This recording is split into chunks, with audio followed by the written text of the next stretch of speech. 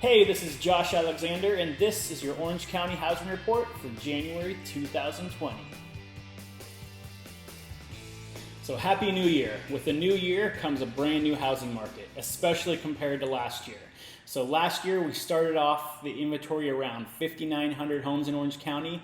This year we're looking at only around 3,900 homes. So you're looking at about 2,000 homes less than what we started with last year. So inventory is extremely low this year. It's one of the 3 lowest points that we've been to start a year in over the last 20 years. So in terms of the other side, demand, right now interest rates are still hovering around the 3.75, which they've been at that for about a month and a half now. Haven't really seen any significant changes over the last few weeks with those, and I don't really see that changing significantly over the next couple weeks either. So those historically low interest rates are keeping buyers in the market, and many more buyers will be entering the market this year starting in a few weeks. So speaking of, usually you're going to start seeing sellers place their homes on the market in large scales starting around March going through May and June. This year, I think it's going to be happening a little bit earlier because the pent-up demand has been so high over the last few months. Smart sellers are going to start placing their homes on the market before the rest of the competition because there's plenty of buyers looking for homes right now. So I expect over the next 2 to 3 weeks, you're going to start seeing a pretty significant uptick in the amount of homes that you're seeing on the market. And this is going to be great news for buyers who over the last month and a half have seen really no new homes hitting the market, and you're really left with not very many choices. It might be discouraging, but give it a few weeks, you're going to start seeing the inventory pick up. Now buyers, although this is exciting news to see that inventory should start picking up soon, you still have to remember that inventory started the year extremely low. So even as the market starts picking up as we move into February, you're still going to have fewer choices than you did last year. And with the amount of buyers looking at properties, you're going to have a lot more multiple offer situations, especially for homes under $750,000 right now, because that's where more than 50% of the market in terms of buyers are looking at. If you look at the graph right up here, the average days on market right now is around 57 days. Last year at this time, you were looking at almost double that at 107 days. So the market is completely different starting this year than it was last year. And again, you've seen this in my past videos, but that is due to last year, we started off with a much higher inventory. Also, the interest rates were a lot higher, so not a lot of buyers in the market at the beginning of the year. This year, completely different.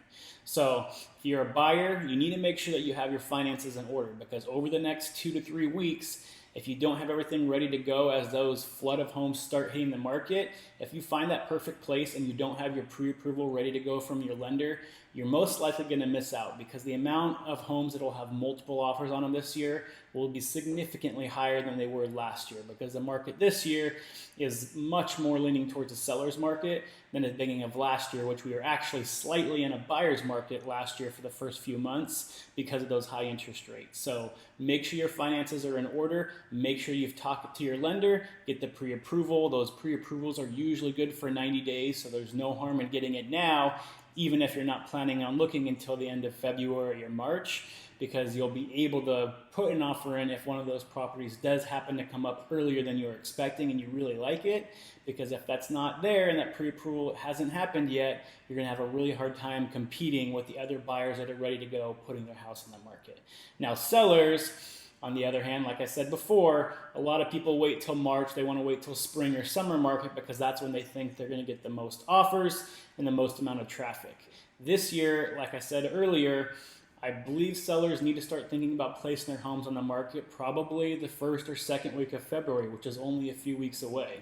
So you need to be making sure that everything is ready to go, prepped, painted, the house looks good, it's been cleaned, everything's been decluttered, and you're ready to place it on the market. Because if you don't want to have a lot of competition to deal with, but you still want a lot of buyers, mid-February is going to be a perfect time to start placing your home on the market to take advantage of all these buyers that have been sitting on the sidelines for the last month and a half with no choices.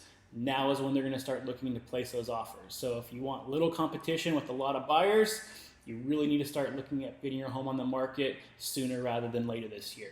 Now this is for both buyers and sellers. If you're looking at the appreciation, I expect the majority of appreciation will probably happen over the first 6 months this year. And that's again due to the supply and demand issue that we're having to begin the year. So as these houses hit the market and you have multiple offers on it, those prices are going to be driven up. Now they're not going to go up 5% overnight.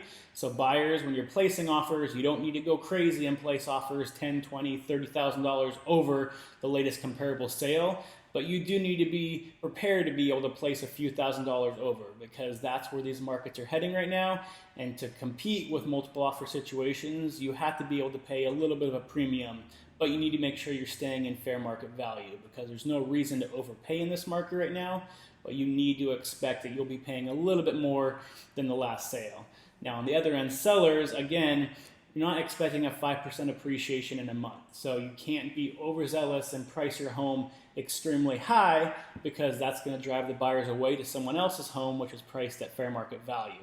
The better play here is to make sure your home is priced at fair market value, get as many buyers in as possible, and hope for a multiple offer situation, because that will help drive the price up as high as it can go.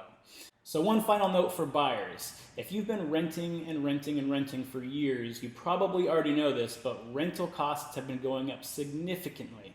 And actually, in general, Orange County and LA have been going up significantly faster in rental prices than the rest of the United States. So every year, as rental prices increase, especially over the last 7 to 8 years, home prices have been also increasing, but not quite as fast. So we're at a point now that a lot of times the median price of home ownership in Orange County is actually less than what you'd be paying if you're renting the medium rental property in Orange County. So the only way to find out if financially it makes more sense for you to purchase a home now versus continuing the rent and continuing to watch your payments go up and up and up is to talk to a lender. And they'll be able to tell you, based on which programs you might qualify for, what your average mortgage payment's going to be. And you can take that number, compare it to what you're currently paying in rent, and that way you can make a good financial decision on if this is going to be the year that you're going to take that plunge and start looking for a home, because it makes good financial sense to start purchasing versus having your rent go up every single year and continue to go up and not really know when it's going to stop. So yes, they just passed a bill that will cap the amount of rent increases they can give you, but in Orange County, that's still going to be anywhere from 5 to 10% every single year that they can raise rents, and you're not going to know how much that's going to be until your 12-month rental agreement comes up and they raise rents again. So if you want to be able to lock yourself into a payment that you know is going to stay the same for the next 30 years, it might be worth talking to a lender to figure out which option is going to be best for you. And the best part about talking to a lender is it's completely free. So you can talk to them, give them your financial information. They'll give you an average mortgage payment of what you can expect to pay based off of the loan that you qualify for. And then you can take that information and decide, is it time to purchase? Should I stay at my rental? And they'll be able to help you through that process. And again, if it ends up you're better off renting, you don't pay anything to find that information out. So it's always worth at least checking to see where you stand, because if there's something that you need to do over the next 6 to 12 months to be in a better position to buy, let's say maybe next year, the lender will also be able to help you out with that as well. They can recommend different things to improve your credit score, how to save for a down payment, what type of down payment you might need. One of the biggest myths out there right now for buyers is that you need 20% down to purchase a home, and that's completely false. In actuality, most people in Orange County, especially first-time home buyers, are spending less than 10% for their down payment, and a lot of them are spending anywhere from 3 to 4%, which are the most popular mortgage loan options right now, like the FHA loan and other possibilities that you might be able to qualify for. So again, you'll know none of this information unless you actually talk to a lender and get the information yourself, because every person's financial situation is a little bit different. So take the plunge, talk to a lender, and at least figure out where you stand, because that way you know how to plan for the future if you can't purchase now. And if you can purchase now, great, you can start that pre-approval process and be ready for that wave of houses that will be hitting the market in the next couple weeks, and be in the best position to place offers and have a successful offer accepted and get into escrow as quick as possible before appreciation starts to catch up with the market and homes get more expensive towards the middle of this year. So what's going to be happening over the next few months? Well, for sellers, we already went over that in terms of when inventory will start hitting the market and the best time to place your home on the market. But for buyers, one thing to note is the feds have already come out and said they don't want to be manipulating interest rates any more than they have to, because it is an election year.